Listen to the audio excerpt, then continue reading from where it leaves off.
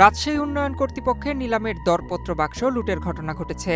৫ মে মঙ্গলবার সকাল ৯টার দিকে একদল যুবক পুলিশের উপস্থিতিতে আরডিএ ভবনের ভেতরে ঢুকে বাক্সটি লুট করে নিয়ে যায়।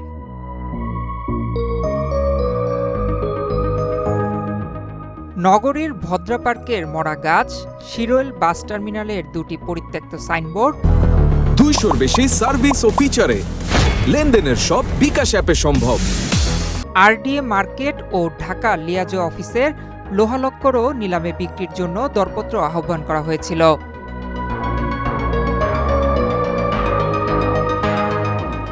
মঙ্গলবার দুপুর ২টা পর্যন্ত দরপত্র জমা দেওয়ার শেষ সময় ছিল।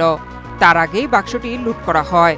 আরডিএ চেয়ারম্যান জানিয়েছেন তারা সিসিটিভি ফুটেজ দেখে প্রয়োজনীয় আইনগত ব্যবস্থা গ্রহণ করবেন। এগুলো যে আমাদের সিসি ফুটেজ, এগুলো সময় লাগবে একটু। সিসি সব তো আমাদের ইয়ে আছে, ওখানে তো আমাদের সিসি ক্যামেরা সবকিছু আছে।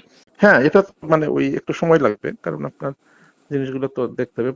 পুলিশ ছিল, তো পুলিশের রিপোর্ট কি বলে সবকিছু দেখলে। এটা খুবই ছোট একটা টেন্ডার। ওই যে আমাদের টেন্ডার মানে কি, এটা নিলাম বিজ্ঞপ্তির একটা টেন্ডার। আমাদের কিছু পুরাতন জিনিসপত্র, মরা গাছ, তারপরে ছোট টেন্ডার, মোটামুটি 2,70,000 টাকা, বড় না।